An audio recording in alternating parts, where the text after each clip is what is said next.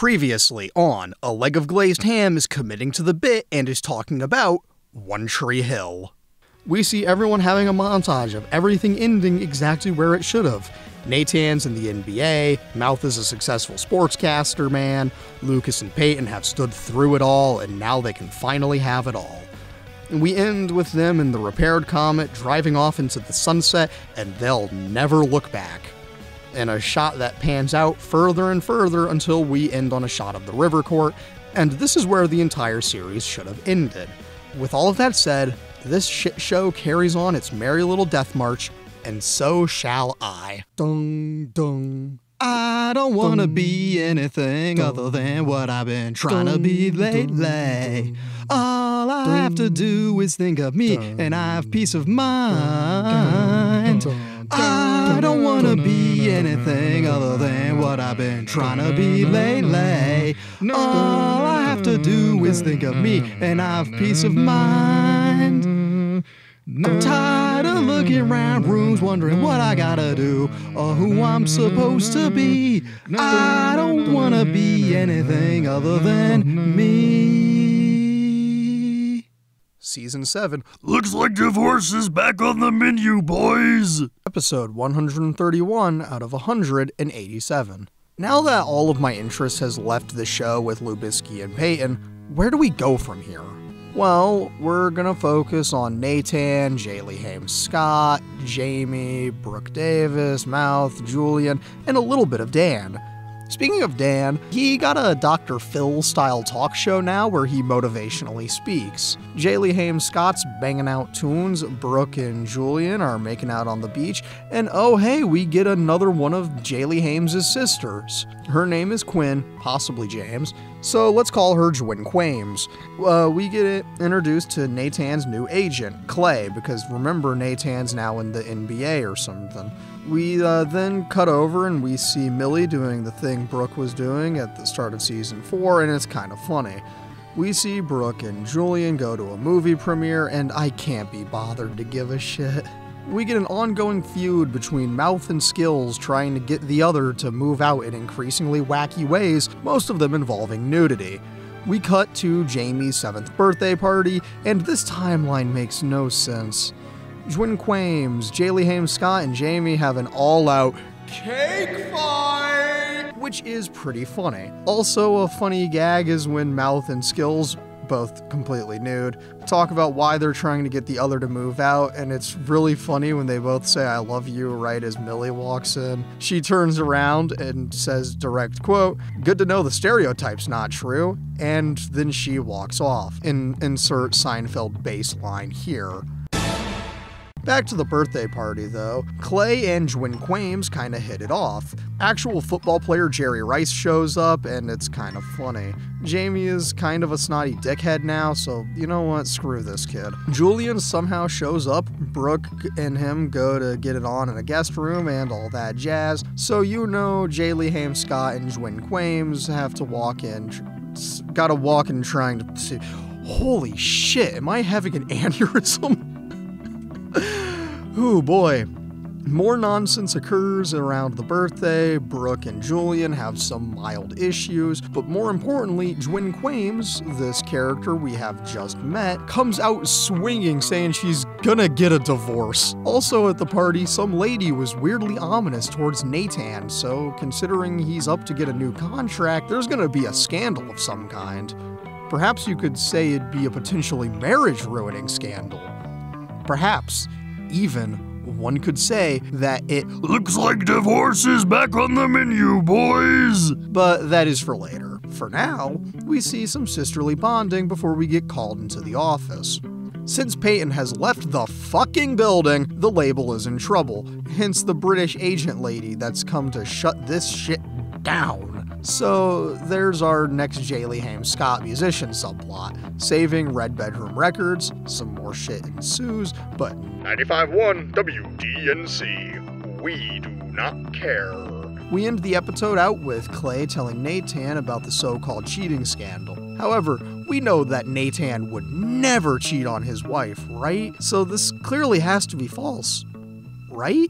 episode 132 out of 187. Here we go with the introduction to a pointless character who's gonna be a major problem. So-called actor Alex Dupre is gonna be a major problem for the characters, and for me staying motivated to continue this dredge through the slop. We get more Dan motivational speaking, and he speaks like Joel Osteen. Also, he's married to a new woman. Oh, wait. Oh, Jesus the Christ, are you kidding me? It's her again? Really? Of everyone it could have been, you bring back Rachel? God damn it! That's fucked up, man. Like, really fucked up. Also really fucked up is the way Alex Dupre acts and talks, because dear God, she's the most asshole-ish piece of shit when her first line of real dialogue is, quote, "They kind of creep me out," insert derogatory term for physically disabled people, and like insert slur for the mentally disabled people. They're always like drooling and smiling really weird, which is a stark reminder that this show was made in the 2000s. Point is, Alex is a bitch and we hate her. Get her gone as soon as possible. Anyhow, Natan's about to have a very public controversy because the word has gotten out publicly. Yikes! Back at Trick, we get a fun sequence of Jaylee Hames having a mental breakdown while impersonating Peyton and Lucas. The Peyton impression kinda sucks, but the Lucas one? Spot on. Anyhows, this helped her get an idea on how to save our label or something. We get more bullshit about Alex being the new model for Clothes Over Bros. She continues to prove that she's the worst. She almost went 3 for 3 on the model stereotype list. A complete bitch, dumber than a sack of rocks, but she's not blonde. Anyways, speaking of blonde, the British asshole label executive continues to try and be evil, but Jaylee Hames has a checkmate move, Mia. See, Mia's contract says she'll exclusively record for Peyton's label, since the bigger company only distributes her work, and if Red Bedroom Records goes, so does she, and since she's their biggest artist, they can't. Checkmate, British bastard! They're kept alive, but only on the condition that Jaylee Hames Scott drops a new album in the next 6 months. Huh. Anyways, you know how it is. More things with the women making these baseless accusations at Natan and his agent meeting. Something we don't negotiate with terrorists. Something. Dwin Quames is gonna get divorced, so it's time to celebrate that Someone ordered divorce from the menu, boys! We end the episode with Natan confessing to Jaylee Hames Scott that he's facing allegations of getting a woman pregnante. Yikes! Episode 133 out of 187. Jaylee Hames Scott looks at all the so-called proof the blackmail lady has sent to Natan. We see more of Mouth and Skills' battle for the apartment, and, tragically, more of Alex being Alex. Jaylee Hames Scott begins to question Natan's loyalty, Mouth has to debate running the rumor story about Natan's alleged affair, and we explore the intricacies of journalistic ethics, and I'm kidding, of course Mouth refuses to run the story. We get some petty bullshit where Alex is plotting to steal Julian Bullion from Broke, but 95.1 WDNC. Back to the blackmail plot though. She's asking for 200 grand, and Natan refuses to pay since we don't negotiate with terrorists. Natan is afraid though. Lol. We get some bullshit about Alex and Millie's friendship and a modeling montage. We get more of Dan's talk show ensuing, and he's all about telling the truth, except he's lying through his teeth about how he and Rachel met and fell in love. It's a wacky, goofy thing, a relationship built on lies and mutually assured destruction. Now, where have I heard that one before? Yeah, who cares, right? Anyways, Natan and Jaylee Hames Scott talk, Jaylee gets into a fight with Clay over even suggesting that they pay the lady off, etc., etc. We get some flashbacks to why Dan started his show. It's because Rachel manipulated him so she could make a profit. Alex hits on Julian, weepy melodramatic bullshit ensues, yada yada. Oh, we get the start of a potential relationship between Clay and Dwin Quames. Oh, hey, her husband David is here now, and he's ready to talk about what the hell is going on between them. Clay has a meeting with Blackmail Lady, and he tells her we ain't paying you a dime, go to hell. My man! He understands that we don't negotiate with terrorists. Episode 134 out of 187. Nathan and Clay meet up. He's questioning if he has a job anymore considering the allegations set against him. Alex is a bitch, and blackmail lady is going public with her lies and slander. Jamie finds out in a magazine along with Jaylee Hames and Jwin Quames. Yikes! Mouth's boss is gonna force him to run the story or he's gonna lose his goddamn job. There's a fashion show tonight, and wouldn't you know it, Bitchtoria is back in town. Jwin's potentially ex-husband David is in town, and he's begging Jaylee Hames Scott to try and get Jwin to talk to him. Brooke puts Jamie to work at the show because we love to see her going back to her child labor roots. Victoria continues to be a bitch, and she basically asks Julian to hook her up with his dad. Yikes! One of the models is a bitch to Millie, and Alex sabotages her by getting her to take a few too many pills, thus making her lose consciousness. Jwin and David do eventually talk, and I believe in the background we, very faintly, hear the 19th song on the Ryan Adams song counter, so put that up on there. Woo! Anyways, Jwin and David are getting divorced, let's go! Someone finally ordered divorce off the menu, boys! with that model out of commission, and when you know it, Millie is getting sent onto stage in her place due to Alex and Brooke deciding it's a good idea. The show goes on, and it goes beautifully. Wow, who could have seen that coming? Millie has a shirt on that says 0 is not a size, and that's because that becomes the highlight of the show for these people. Alex wrote a script in the last episode and gave it to Julian, and it's an excuse for her to get closer with him for work reasons. So, Mouth lost his job for refusing to report on the Nathan scandal.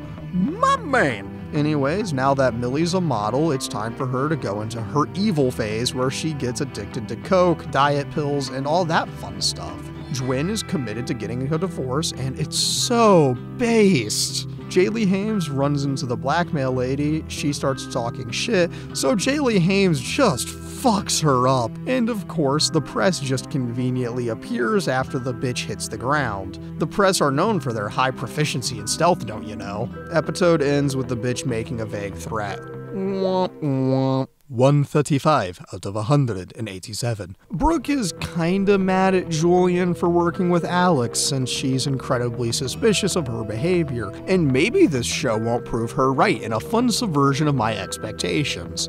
Millie finally comes home after a very long night, and she's really frantic and uncaring, much to Mouth's dismay. Dan discovers the Nathan allegations. Speaking of the N. Scott family, Jaylee Hames Scott becomes Jaylee Hames Scott. That joke really doesn't work in audio form. Put it on screen. Anyway, because she gets arrested again for assaulting a pregnant woman. During her time in jail, they make her question if Nathan's being truthful since they're evil jailed women or something. Who gives a shit? Sky's the limit when nobody gives a shit! Mia and Chase. Oh yeah, hey, Chase is back. Remember him? Yeah, Mia and Chase keep doing their thing. We get some bullshit with Alex engaging in a little sexual harassment, to which Julian shuts her shit down. She goes crying about it on the phone to Millie, she runs off to help her, and Millie's life is going to shit, and Mouth's too to a much lesser degree. Blah blah, Dan shit, TM. Nathan bailing Jaylee Hames Scott out of jail, and a press shitstorm ensues. Wacky, ain't it? Jaytan and Jaylee Hames Scott have some marital disputes. Mouth and Millie's relationship is collapsing. Alex does everything in her power to ruin shit. 95.1 WDNC. Sisters have one of them sisterly advice/reassurance conversations, which I assume to be a TV intervention, which is right up there with the brother-in-law reassurance conversation. Also a weird thing, when Alex tries to convince Julian to do the right thing, or to do the movie again, she says he's, quote, the first guy to ever notice her for something other than getting photographed with no underwear or videotaping threesomes, to which he responds with, I shit you not, we've all been there. Which, no, we have not all been there. What the fuck was wrong with people in the 2000s? Anyways, Nathan holds a press conference and goes to clear his name. Montage shit, Haley looking through some phone records and finds the blackmailer's phone number for some convenient reason. And speaking of her name's Renee, and she's going to appear on Dan Scott's show on national television. Surely nothing will go wrong. Episode 136 out of 187. Every single subplot outside of the TV show expose is worthless for this episode, so when you know it, that's all I'm going to talk about. You can imagine every other subplot is just a continuation of the previous episode's shit. Brooke is about to start a new men's clothing line, so that's something, I guess. Anyways, Renee isn't agreeing to do the show yet. Wah, wah. Oh, hey, Clay is actually having an actual dead wife vision. Let's go! Mouth loses his job because he believes in journalistic integrity and not just being in the gossip columns or whatever, who gives one. Rachel works her magic and convinces Renee to do the show. Yippee! This was a complete waste of my time. It's time for episode 137 out of 187! It's time for Dan to be Jerry Springer, baby! Woo! We watch everyone prepare for the show. Clay has more dead wife visions, my man! The show starts, and Dan is ready to completely 1000% obliterate his relationship with Nathan. We get some flashbacks to that night, and as it goes on, we discover the holes in her story. Dan's interrogation does its thing, and he's whipping out the lie detector test. He didn't tell her about this, so imagine how this is gonna go. Also, we get more Clay backstory on how his dead wife influenced him to be a sports agent or whatever, but I don't care. Dan whips out the lie detector test, and Renee is visibly in distress. It turns out that the test was 100% rigged for drama, as he proves by plugging himself into the machine, and he starts blatantly lying his ass off. My man!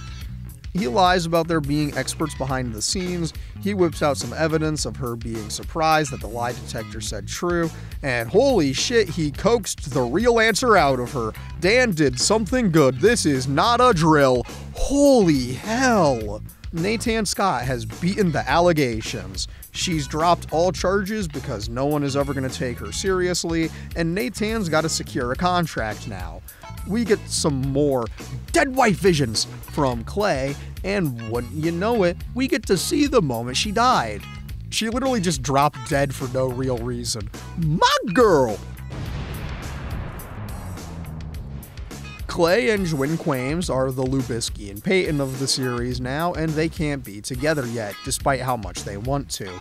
Dead wife vision eventually tells him it's time to let go and get yo living girl, even if her divorce hasn't been 100% finalized yet. Episode 138 out of 187. And now, it's time that Dan finally gets his heart surgery. Guess where he is? Mexico, getting illegal heart surgery. But it's just a nightmare, and he wakes up screaming, and the dude is drenched in sweat. Anyways, the fellows of Tree Hill are gonna go on a camping trip. Clay is having some kind of weird sexualized dead wife visions, and all of the girls are making fun of their respective guys for not wanting to do the guys trip, etc., etc. And guess what? The boys are all gathered, and this trip just got chucked up. Jamie is coming along with Julian, Booley, Clay, Nathan, Skills, and Mouth, and for some reason Jamie brought Chuck along. God damn it. Then it's time for girls' night, and Jwin Kwamas is making some special brownies. Emphasis on special. See, she's been following Jailer Tamaze's recipe, which means we get weed in them, and Jaylee Haim Scott doesn't know that. She's been getting drugged up since high school, and she never even knew. She's finally been told about the weed and appropriately loses her mind over her sisters having made her unknowingly partake for several years. The edibles kick in, and Jaylee Hames and Brooke are chucked up. Clay stayed home, and he's getting more dead wife visions. Dead wife delusion is in his subplot to move on and find a woman to love who's, alive? Speaking of not alive, Dan collapses in the middle of a monologue during his show, and then we cut back to the Forest Boys for a moment, but whatever. Back at Dan, he had a hallucination of a man bleeding out before we flash back to cuando Dan estaba en Mexico para recibir un corazón nuevo. He chickened out at first, but Rachel convinced him to do it because of all the people they can help with his book. I mean, all because of all the money they'll make. I ain't saying she a gold digger, but my legal team has advised me to continue this reference no further. More dead wife visions, DWV, and then we get back to girls' night and their high adventure. Speaking of adventure, the boys are telling ghost stories, and Skills opens with the classic man door hand hook car door story. Julian uses his filmmaker powers to scare the piss out of Chuck, and oopsie, now the story is maybe real? Speaking of maybe real, the girls get a visit from a psychic, and they're gonna have a wacky adventure trying to figure out what the hell she said while stoned out of their minds. Die note, the boys have a conversation about the best sports movies, and Skills mentions Hoosiers, so let's go! Indiana mentioned! And Julian says, quote, I know the basketball coordinator from that movie, which means Skills has a new career goal in sight. There's some more bonding shits, more DWV, and the aforementioned Spooky Times adventures. Then Jwin Quames visits Clay, and he's finally ready to tell her about his dead wife, and dear God, the actor is trying way too hard in this moment. Anyways, Mexico flashback/dream sequence, Dan sees a dead man bleeding out again. He wakes up in a cold sweat. Turns out the guy was a kid and they killed him for the heart. He finally knows what Rachel did to get that bag, and he's starting to realize that she is a gold digger. Perhaps it may seem like Dan's second divorce is potentially imminent, but not yet. Episode 139 out of 187. Oh boy, we're back to the shitty drama. Broke Davis is questioning Julian, continuing to work with Alex. Clay is negotiating contract shit for Nathan, and Millie is being an ultra bitch due to her new modeling career. Alex says a whole lot of real nasty shit that I can't repeat here. Mouth witnesses the horrors of Millie's transformation and discovers her diet pills. Jaylee Hames is putting on a free concert, much to the dismay of bitchy British lady. Surely none of these things will cause problems. Speaking of, guess who just got back today? That wild-eyed dad that had been away. Anyways, we get some Jwin Quames and Clay doing they thing. Broke thinks she's preggo, and Julian finishes the job with Alex. She's really concerned, and it's harder now that it's over for her. Nathan hears a knock on the door, he opens, and holy shit, it's Danny boy! He immediately shuts the door. Jamie's happy to see his shit-ass grandpa and even more shit-ass wife Rachel. Nathan is in despair over Rachel and Dan being here, and there's more choice dialogue. Brooke goes to the hospital, and wouldn't you know it, she's infertile. Julian secures a producer for the movie, and it's his father. They're bonding and repairing the damages they've done to each other. Conversely, Jamie is trying to get Nathan to forgive Danny boy, but you and I know that won't happen. Jwin Quames is doing her photography shit, something I've never mentioned before now, and she and Clay are gonna go to the concert together. Alex is really sad that she can't steal Julian Bullion from Broke Davis, shows she's contemplating some cocaine. Dear fucking God, this show is terrible. Shit kinda hits the fan when Alex calls Julian and makes him leave the concert because she's absolutely psychotic. He's the new Lubisky, which means he's the hero now, so he's off to save the winch. The concert starts, Jaylee Hames Scott drops some bangers, Julian drops the news that he's headed to save Alex, much to Broke's dismay, and Alex needs to drop dead. Broke is pissed, yells at Millie for wearing an unreleased dress, Mouth confronts Millie about the pills, and Millie loses her damn mind and is now just a bitch. Alex's actor just continues to try way too hard in a way that just isn't fun to watch. Everyone's sad now after the show, especially Brooke upon seeing Rachel and, to a much lesser extent, Nathan in jails. Dan and Nathan have a conversation at the bar as what I'm calling song number 20 on the Ryan Adams song counter plays. Couldn't tell you what the song is, but it definitely is one. Anyways, Jwin Quames is having a good time because she's gonna put on an art show. Woo! She and Clay are having a great night, unlike any and everyone else. Except maybe the very off-screen Lubisky and Peyton Scott, who I miss being in this show very much, which is the most brain-damaged thing I've said yet. I'm sure things will shortly get completely out of hand. I can feel it in the rotten air tonight. Oh, hey, Alex was lying. Her ass did not have any coke. Julian is absolutely livid. We see a very sad Brooke contemplating why her ass can't be like Peyton, who got to have the boy and the baby. And oh hey, Nathan didn't secure himself a spot in the NBA, so it looks like Clay is in the same deep water as you. Holy shit, Past Me made a Cure reference? God damn, that's my goat! That's my son! That's my boy! That's my son! That's my boy! Episode 140 out of 187. Keep the pain train rolling, baby. Nathan is freaking out over him losing his job. There's a song faintly in the background, and I'm convinced that it's number 21 on the Ryan Adams song counter. Hell yeah, brother! And oh yeah, Milling is doing the cocaína she stole from Alex. Alex is ultra depressed, Broke is ultra depressed, and Nathan is super pissed when he finds out that Clay really fucked up by spending time with Twin Quames. Clay got his ass fired because he thought he could get the girl, but, say it with me now, 95.1 WDNC. We do not care. Clay's life is tumbling down, and so is Millie's due to her cocaine addiction that Mouth is noticing because of her erratic habits. Brooke and Julian talk, she drops the whole infertility thing, and they're fighting again.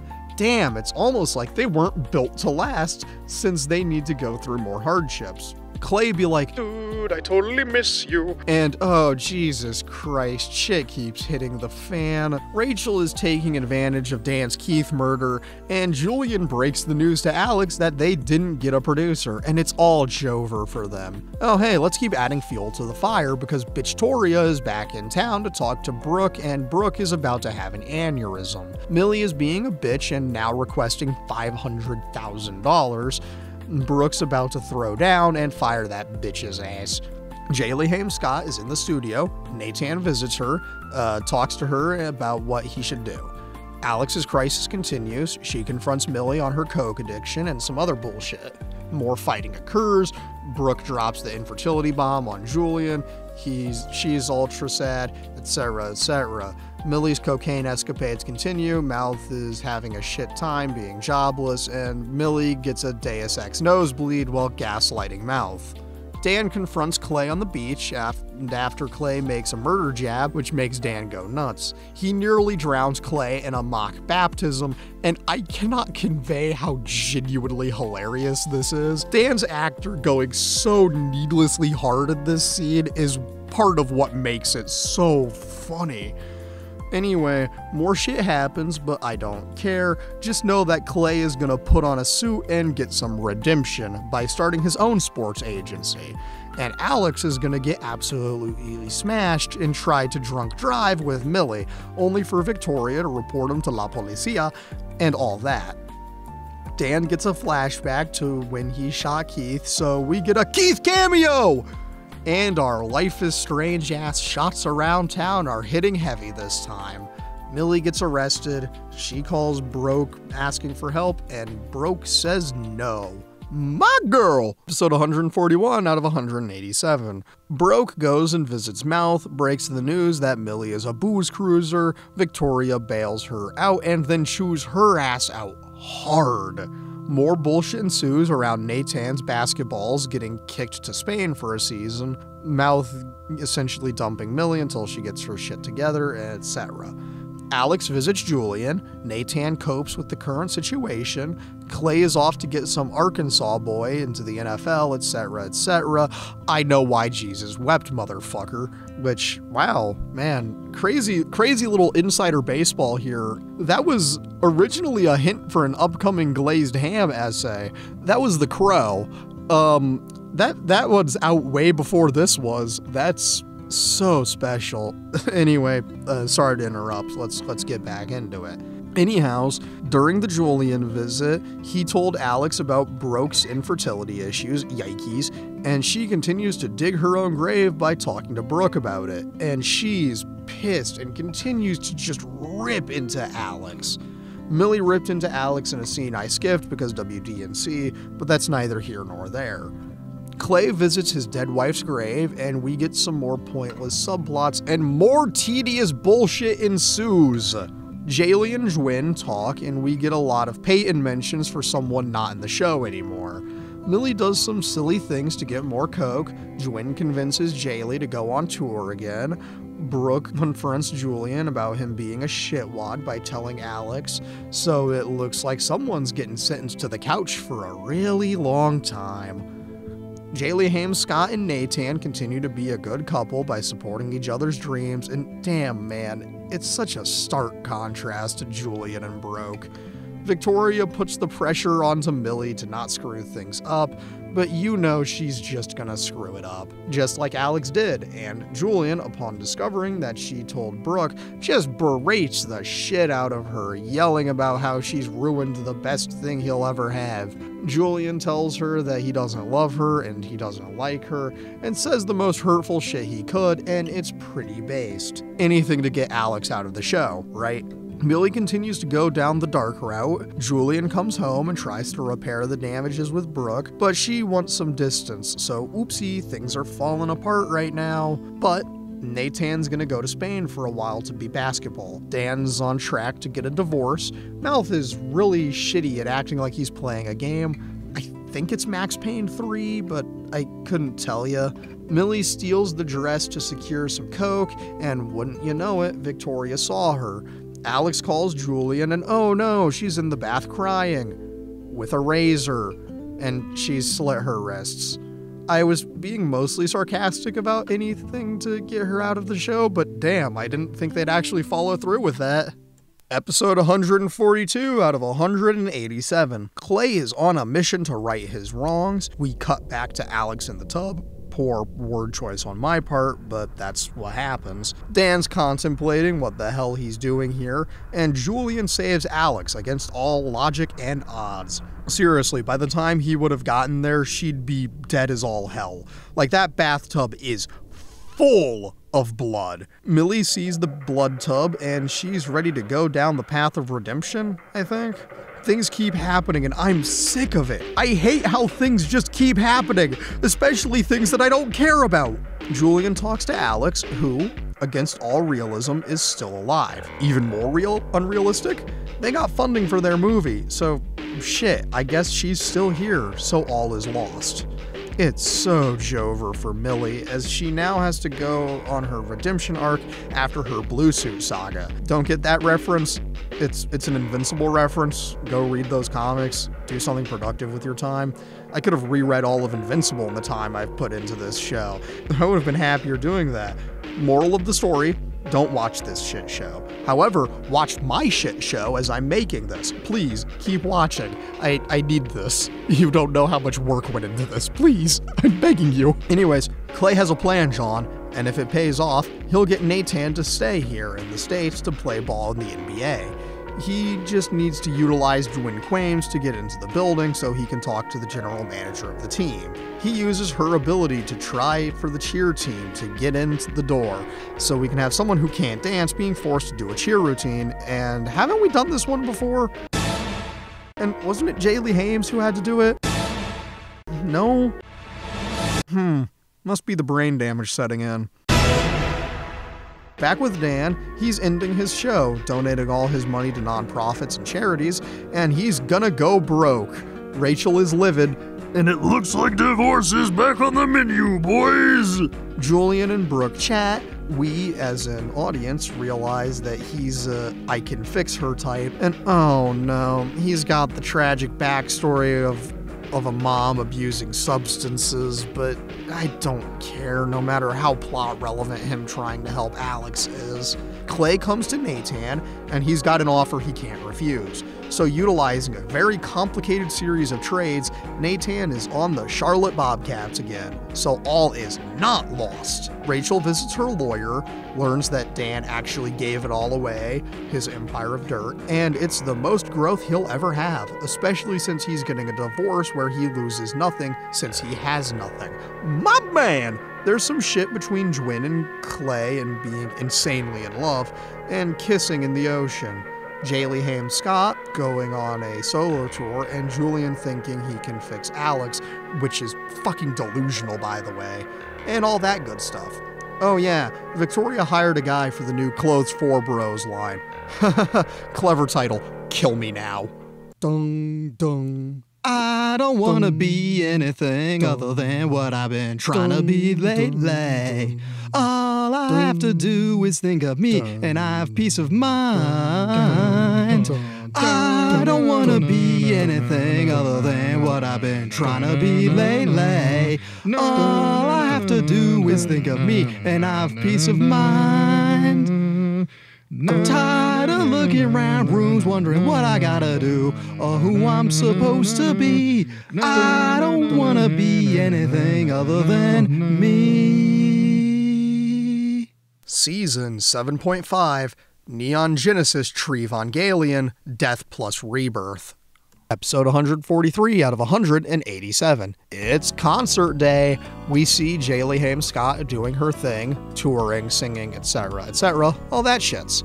Brooke Davis has a meeting to launch the new men's line, and all is well. We cut back to Alex in therapy, and once again, cut back is a poor choice of words. Anyways, the tour would be too expensive to film, too many extras that you have to get, so we only get one show. Brooke comes home, Julian just happens to be in the airport like that, and oopsie, he's here to pick up Alex. Yikes! Things have gotten a little out of hand considering they haven't talked in like 6 weeks, and Brooke gets pissy! Back at the In-Sky house, Jwin Quames has finally gotten the official divorce papers. Let's go give it up for divorce number 3! Yahoo! Millie gets a second chance at Hoes Over Clothes. Clay comes over to drop some endorsement contracts for Nathan, but more importantly, so he can see Jwin Quames and get down to the real business. Funky Town shenanigans. More tedious bullshit ensues. Jamie's getting bullied for being a repetitive little bitch, and god damn does that hit close to home for me. Julian and Brooke talk about the wacky misunderstandings. He continues to be a little bitch, and it seems like they're on the rocks. Sure does seem like they weren't built to last. Anyhows, Jaylee Haim Scott has a show in Shree Hill, so she's gonna drop some tickets off for Broke, talk about whatever the hell is happening here. Clay and Jwin Quames are gonna have a date and some fun and all that fun shit. Victoria then talks some sense into Julian, and she has only one question left for him. Is his dad single? Is his dad free tonight? New designer guy, coincidentally also named Alex and will hereby be referred to as Alex M, kind of flirts with Broke, and Victoria has some eyes for him. Surely this won't matter at all. At the show tonight, Alex is there. She's hanging out with Julian. Surely nothing will happen between them, right? God, please, I can't deal with these unrelenting shotgun blasts to the back of the head. Please just let me stop. Set me free, Beavis. We're done. When I say we're done. During the show, Jaylee Haim Scott sings that song from the final foot race of hit comedy film Talladega Nights. You know exactly the song I'm talking about. Broke and Julian talk at the show, they fight, and Jesus the Christ, they should just both drunkenly fight at home, start a house fire, keep fighting and die, just like the alpha couple that they are. Don't get that reference? Listen to Tallahassee, an album I've already talked about ad nauseum. It's a great album, just listen to it. Regardless, they kinda break up, kinda not, so that standard bullshit, just fucking shoot me now. Anyhows, back on track, the show keeps going, and guess who's back in town? Jailer Thames is, for some reason. Back to the other sister, Jwin Quames' date with Clay goes really well. Julian's totally not a date with Alex goes real well, and guess who Jailer's new boyfriend is? Jwin's ex-husband, David. Damn, that's crazy. Anyways, episode 144 out of 187. So, nothing more awkward than the current family affair that's happening, and on top of that, nothing more awkward than how it doesn't matter at all. But we still get it for a full episode. back to Julian Boolion's movie subplot. They're filming in, you guessed it, Lubisky and Peyton's house. God, I miss when the show was about them. And when the show was about basketball. I miss Coach. Bring back Coach.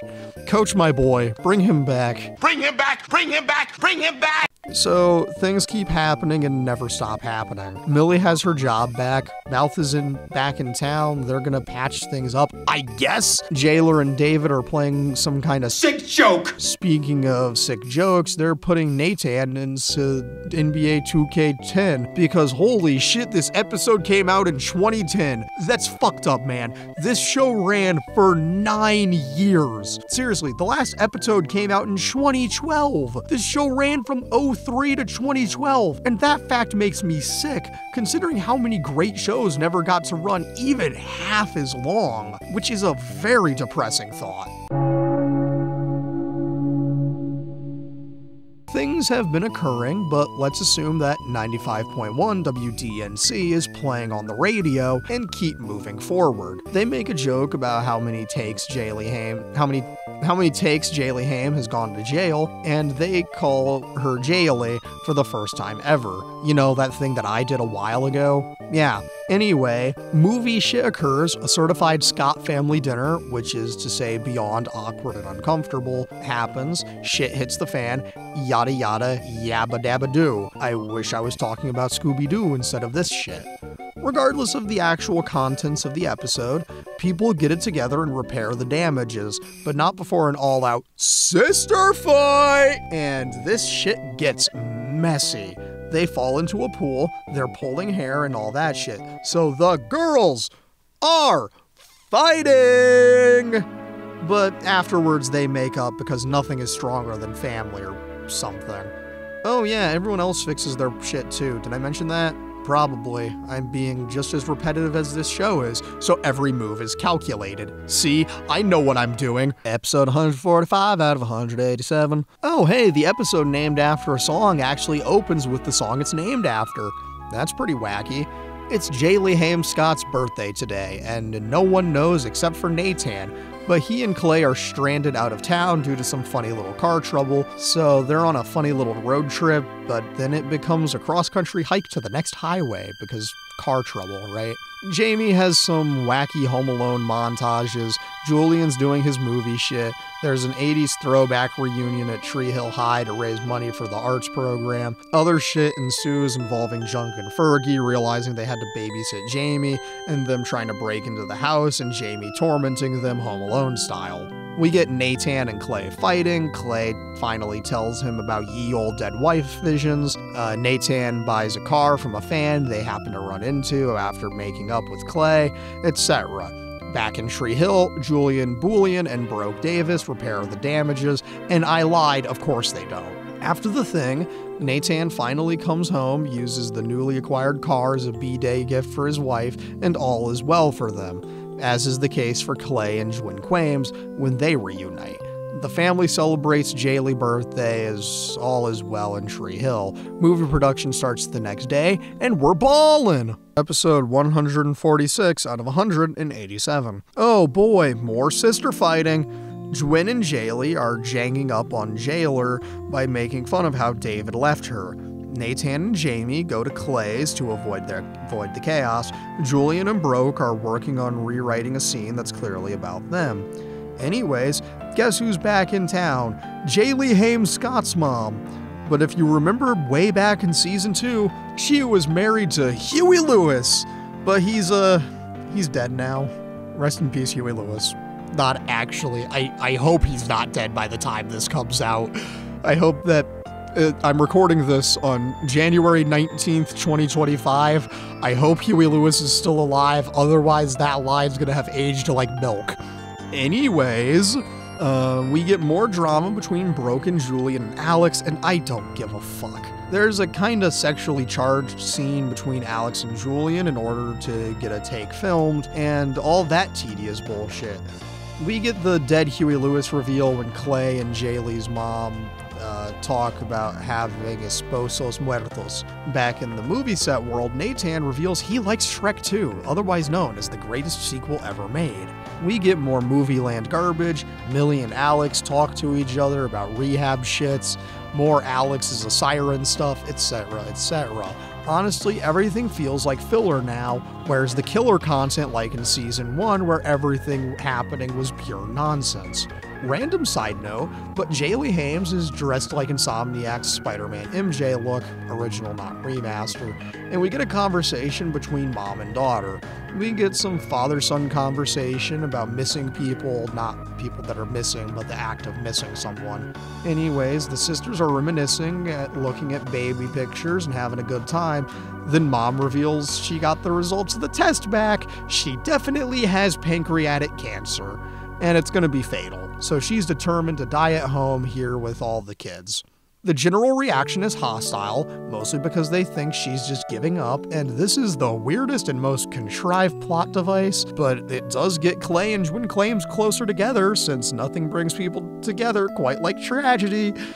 This also marks a series of major retcons that makes no sense. Like, 1, the James family was supposed to be massive, and Jaylee, being the youngest, wasn't particularly cared about, which is why she basically lived with Lubisky.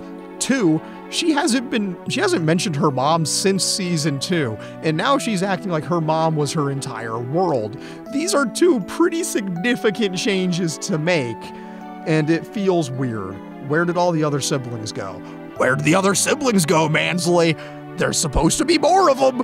Mom is making the rounds, giving her motivational mom speeches to everyone, and oh hey, she's giving Jwin Quames the whole "your art matters, it's what got me here tonight" Lucas-ass sounding speech. Then Jailer finally leaves town because she's a little bench. Anyways, after a rough day, Millie nearly relapses and starts doing coke again, but she heads to rehab and gets help. What a weird-ass show.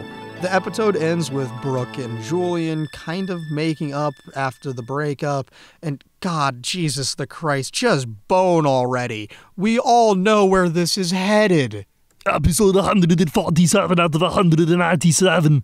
We get more last moments and memories with Mom, and then we get some shit with Alex and Alex M, and some hotel shenanigans that surely won't become plot relevant and lead to wacky misunderstandings didn't understand. More monotony ensues, dealing with the idea of death, and oh hey, the male lead for the movie just got to town, and oh dear God, you know he's playing super douchey guy because he's secretly gay and not like this at all. It's kinda messed up, man, and damn, the 2000s really suck. Oh, hey, Owen's back for a bit, and that's some shit. Not particularly important, but it is what it is, you know? Jamie is a creepy little fuck, and it's probably because he's a little kid in the 2000s that has no real fear of death. Point being, maybe death is coming for James.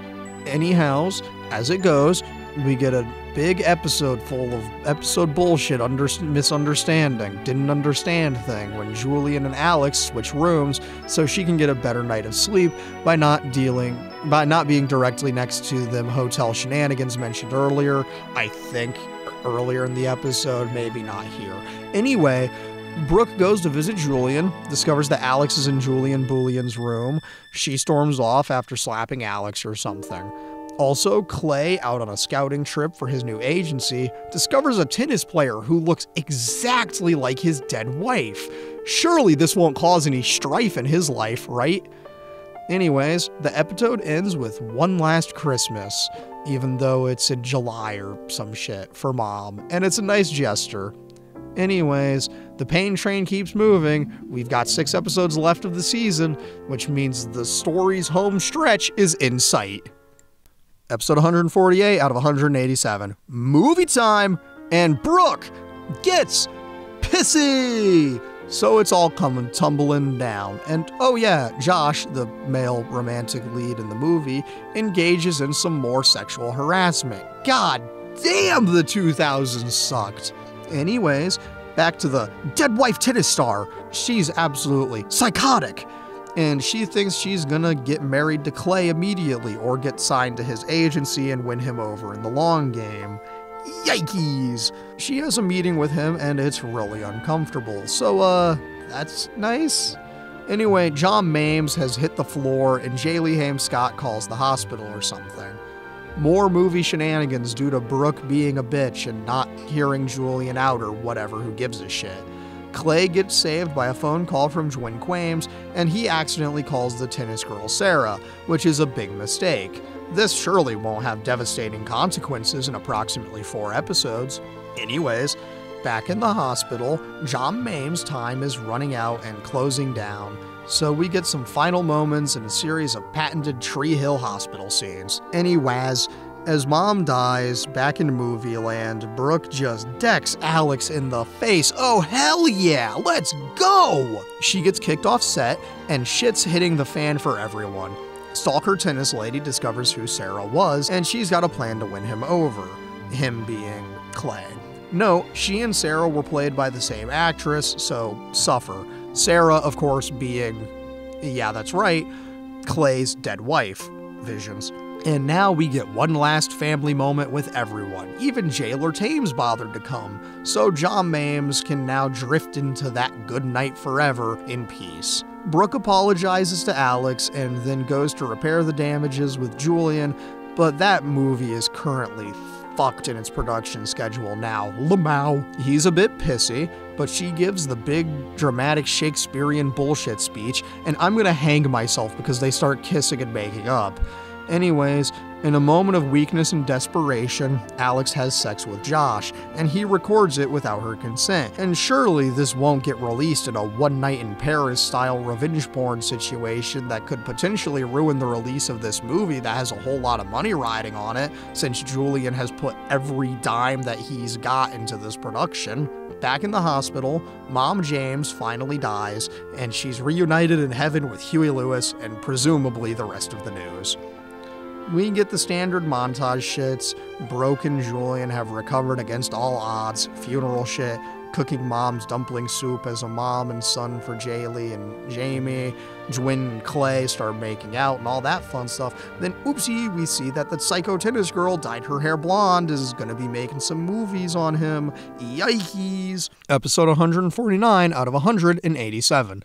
Final 4 for the season, and the end is in sight. Time has gone on, and Brooke made Julian some special breakfast in bed, and it's the last day of shooting. So thank God this plotline is almost over. Jwin Quames is having a gallery show, so that's nice. Clay tells her about the dead wife visions, and on set, guess what occurred? Josh's computer got stolen, and that means the sex tape is gonna leak. The art show tonight is going well, but shit hits the fan real fast. The British label lady is getting deported. The tennis not Sarah is there. Josh gets found out for the sex tape. And it all comes tumbling down, tumbling down, tumbling down. They're getting blackmailed for a cool $1 million. And there's some ethical discussions about how to handle this. And wouldn't you know it, we don't negotiate with terrorists. Oh, hey, Chase is back in town for the first time in forever, and who knows, maybe Mia is gonna become a recurring character again. Man, remember when Mia was in this show? Yeah, me neither.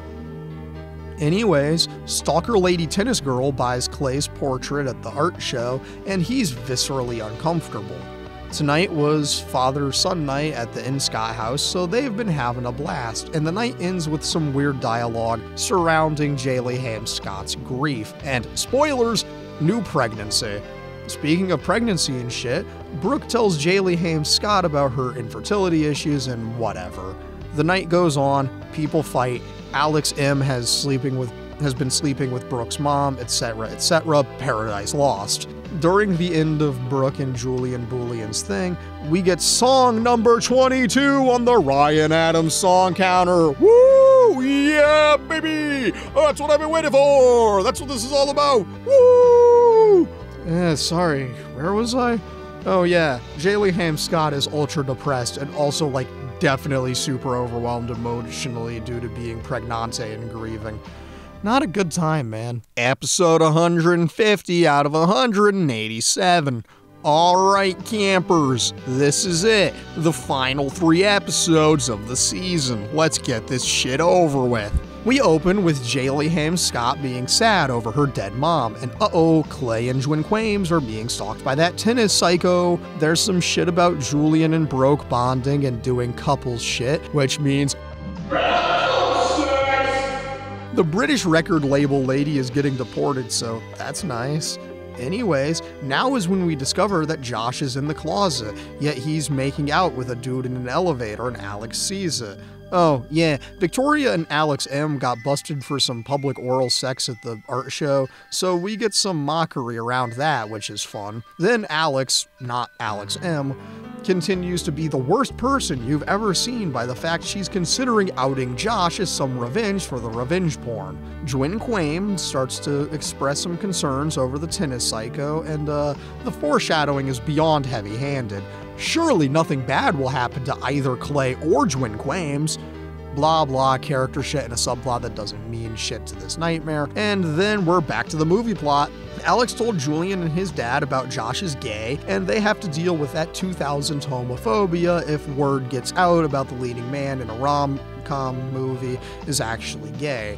Julian pays a visit to Josh, and we learn the whole sex tape extortion thing is due to Josh's evil ex-boyfriend threatening to out him, or some shit, and how this will kill his career, and uh-oh, guess what leaked anyways?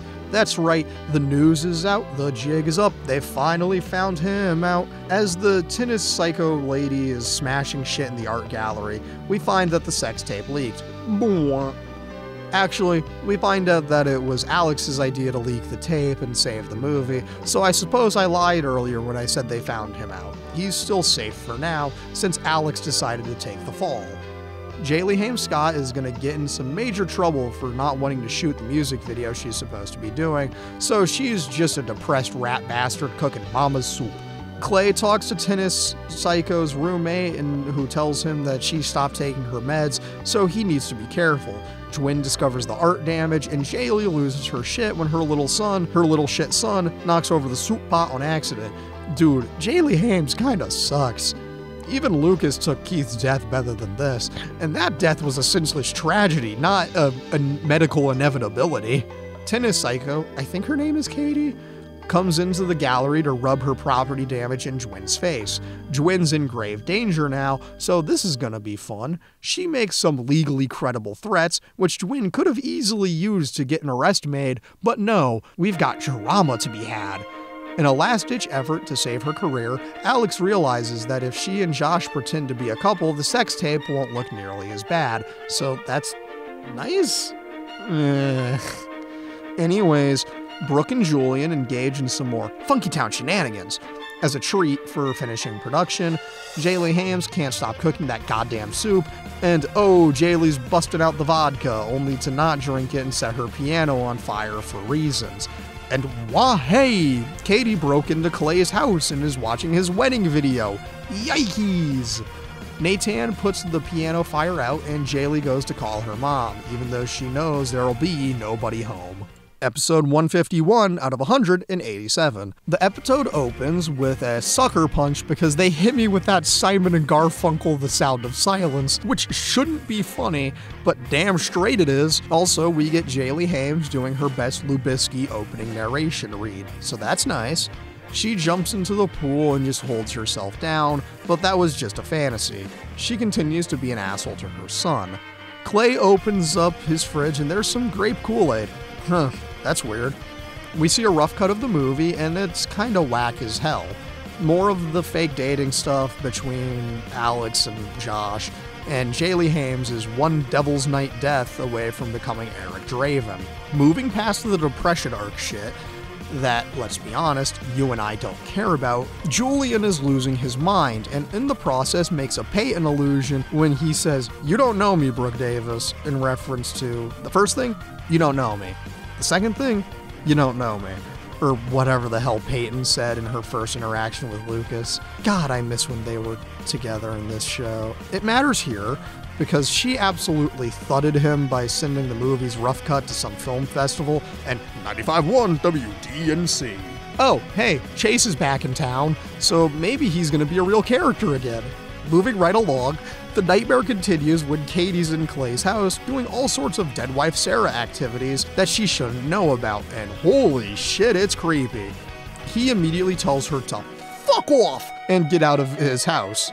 Anyways, Alex starts hitting on Chase, and oh boy, I can sense a love triangle coming up on the horizon. more bullshit ensues, and wouldn't you know it, guess who's back in town? It's Mia, and she's back to run the label. Oh boy, I wonder who Chase is gonna choose to be with, the likable musician or the rat bastard actress. My money goes on the musician. Anyways, when Mia goes to visit broke Victoria, all of a sudden gives Jaylee Hames Scott some really good advice, and that was out of character. Oh, sorry, when Jaylee Hames goes to visit Brooke. Whatever, fuck it, who cares? Alex is contemplating being a barmaid or some shit in case the movie flops horrendously, but we know that won't happen. Anyways, Katie goes to attempt suicide and Clay manages to talk her out of it and get her arrested for all the crimes she's been committing. She tries to resist arrest and oh boy, surely this is the end of her plot, right? Nothing bad happens to Clay and Jwin Quames, right? Anyways, Jaylee Hames Scott tries to drown herself in the pool for real this time, a lot like her husband did like 2 seasons ago. The more you know. Episode 152 out of 187. Season finale time! Bring it on, bitch. My body is ready. Nathan saves his drowning wife, and she's gonna work her shit out in therapy, so yippee! I love pointless cliffhangers! We see Clay and Jwin Quames in bed. He drops the immortal line of girls that can spell are sexy when she uses his fingies to write ski on her back before saying that they'll spend all night, then writing some more. What's he spelling? Give me an F! Give me a U! Give me a reason to keep watching this shit-ass show. Anyways, to celebrate the movie getting into whatever festival it is in Utah, the gang's gonna stay in a cabin, go skiing and all that shits. Yippee, a snow episode! There's all sorts of wacky snowball fights, and snow forts, and hot tubs, and honestly, I wish I was playing Until Dawn right now, because damn man, that game's so goofy and fun, and I did a video on it. Anyways, we get some slow-mo and fast-mo bar shots and shit, more bonding, more goofing around, etc., etc. Honestly, I want to say I'm sorry for stuff I haven't done yet, because I know I've been a bit really loose in these recaps, but just know that nothing of value is happening right now. Anyways, my fatal flaws aside, Jaylee Hames is starting to feel like herself again, and she apologizes to her son for being shitty. Jwin Quames lost her keys, got in the hot tub, and got locked out of the house, so she's in a bikini and has to walk all the way to town to go beg Clay for a spare key, since there's no cell coverage in them hills. And damn, I wish I was playing Until Dawn right now! The film festival starts, and his film be screening. Hopefully it goes well. Who am I kidding? Of course it goes well. Even if it opens with a sex scene. The movie ends to a standing ovation of God knows how long, and Julian gets to give a big ol' speech. It sure was a big ol' speech we definitely got to see. The joke is we didn't. They've got potential buyers, and someone bought the film for $3 million and a haircut for Julian. We get a lot of montages, shits, and boy, it sure is boring around here. My boy, this piece is what all true heroes strive for. So I'm losing my mind if you can't tell, but the show gives a leaving montage, a bunch of symbolic bullshit involving owls, and Jaylee Hames finally gets it now. She can move on from the mom depression. Anyways, in the middle of the woods, Julian gets down on one knee and proposes to Broke Davis. And unlike Peyton, she says yes immediately instead of shooting him down by saying not yet. Thank fucking God. I'm not sure I could take 2 more seasons of back and forth between these bitches. Everyone goes sledding and has a great time, only for everyone to go home and enjoy life. Jaylee Hames tells Nathan that she's pregos with a girl now, and they're having a great time. And you know, I think we managed to get out of this season without an end-of-season tragedy, which would be a first for this show. And oh wait, Katie broke out of police custody and she shoots Clay and Jwin Quames in their bedroom. Oh boy, I love murder! Yeah!